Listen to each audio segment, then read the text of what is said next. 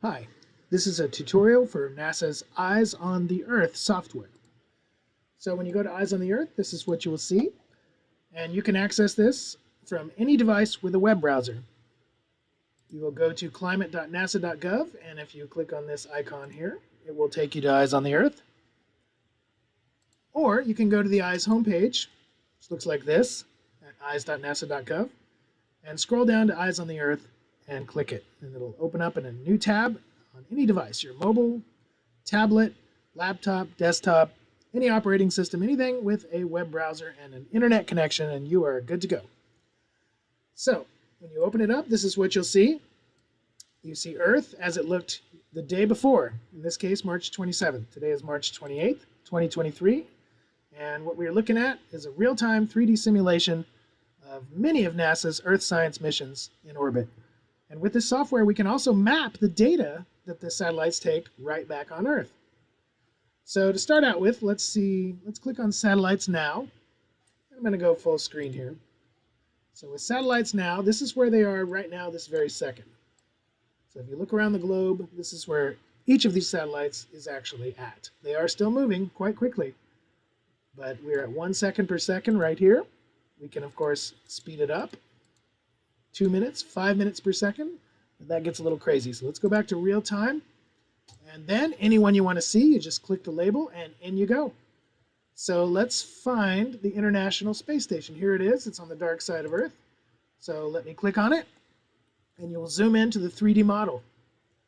So there it is. There's the space station. You just click and drag and you can zoom in with your mouse wheel and have a look at it. This is a very, very interesting spacecraft, very popular. You can see there's other science missions on it, like EcoStress, and EMIT, and OCO3. It's kind of hard to tell how big this is, so we have a little feature here called Compare Size. Let's put up a school bus, and you can kind of get a picture of how big this thing is. So there you go. That's a school bus compared to the space station. So we've had astronauts on board for 20 plus years, and we do a lot of good science there. So you can learn about it here by expanding the label, and then we can go back to Earth as it is now. So not only can we see the models, we can see the data that they take. If you want to see any other mission, you go to the missions menu, and here are all the missions available in Eyes on the Earth. Each one will be connected to a data set if it has it. So for example, Grace Follow-On. This is a very interesting mission that measures the fluctuating field of gravity itself. 2 spacecraft following each other. You can also click on the data it takes related right here. So that is a global map of the gravity field from November 2022. Where it's red, that means there's less weight or mass. Where it's purple, that means there's more weight or mass compared to a previous baseline. And then we can actually animate this data. So if we go back in time, let's just do a few months here. So you can see the Amazon rainforest gets heavier with purple and lighter with red. And what that means is water and ice movement. So water and ice is the dominant factor that changes the gravitational field itself. So very, very, very interesting mission. And we monitor all kinds of vital signs, as we call them, of Earth. You can see shortcuts down here at the bottom. Let's just go to carbon monoxide, and we'll do it through the vital signs menu right here. So carbon monoxide is an indicator we get from fire. So you can look around the globe and see carbon monoxide concentrations at 18,000 feet in the atmosphere. Obviously, there was some fire over here, and we can go back in time and see where that came from. So if you go over here and click Animate this data, you can see. So it's going to go back a week by default. That may not be enough to see where it came from, so let's go back even longer. Let's go back to March 1st and go till now and see what happens. Let's see what March 1st looks like over there. Okay, it looks like it was from sub-Saharan Africa. But I can show you one from California that was a pretty bad fire. So let me show you the fires that burned down some of the sequoia forest in July of 2021. There's July 1st. You can just select your year, whatever you want here.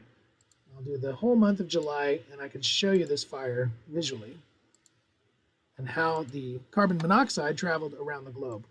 So now we're back in July, and if you look right here at California, it's going to start up.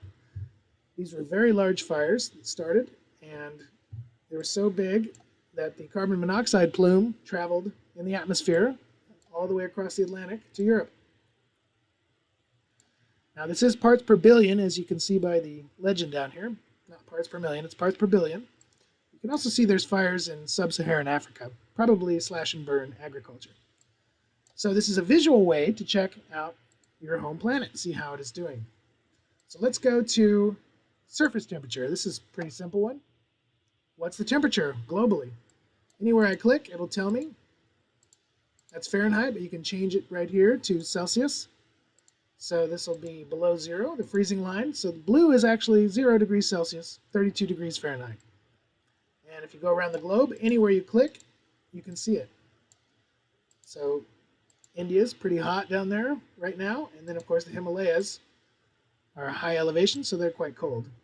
And what's fun is to animate the data and watch the freezing line kind of move around. So this is just 1 week of animation. And you can see where the freezing line changes. So you can do this with all the data sets, and your choices are numerous. For example, we can go to soil moisture and salinity globally. We actually measure the moisture of soil all around the globe, as well as how salty is the ocean. So you can see soil moisture right now, where I am in California. It's pretty good because we've had a whole lot of rain recently. Normally it's not like that. Likewise, you can see where there's low soil moisture in the Sahara. And then in the ocean, you can see very high salinity, like in the Mediterranean or the Red Sea. And what's kind of interesting is to see where the Amazon River lets out into the ocean. You can see it affecting the salinity of the mouth of the river. So it makes the ocean less salty there, but then it's more salty as you move off from the fresh water. And again, you can go back in time with all of this stuff, which is a lot of fun. And we also have events. We also have the latest events. Let's go to right now. What's happened in 2023. These are just the land events. You can pick fires, storms, ice, water. Let's do all types. So it's a busy year already. Let's just check out something lately. Severe weather hits the south. So we'll map on some data right on top there and see what's going on here. So there were a lot of tornadoes recently in the southern United States. And so this is actual data about that and some information. And you can sort by any kind of event you want. Here's the latest one up here at the top. Also, I want to show you a new feature we added. It's called Ground Tracks.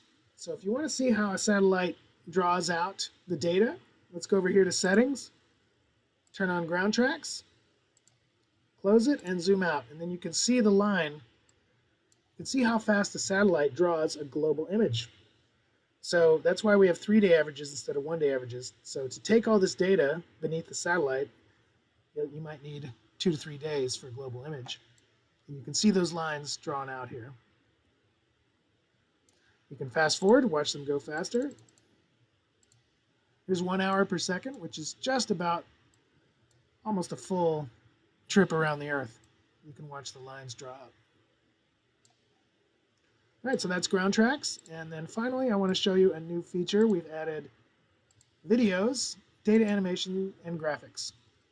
So if you want to see a certain event as a movie, such as atmospheric rivers, you just click on it. This will show you a global map of high precipitation events in the atmosphere called atmospheric rivers. So this is from 2017 when we had a large amount of precipitation hit the western United States. But you can see them all over the globe. Here they are passing through the Atlantic. And then at the South Pole, you can see a lot of them moving around. So that's a fun video. You can also see certain charts of interest, such as global carbon dioxide. So here's carbon dioxide over 800,000 years. You can see it always went up and down, but it never crossed 300 parts per million. And now we are at 418 parts per million, only in the last 150 years or so. So charts like that are available to better understand your world. So that is Eyes on the Earth. Please check it out. Have fun.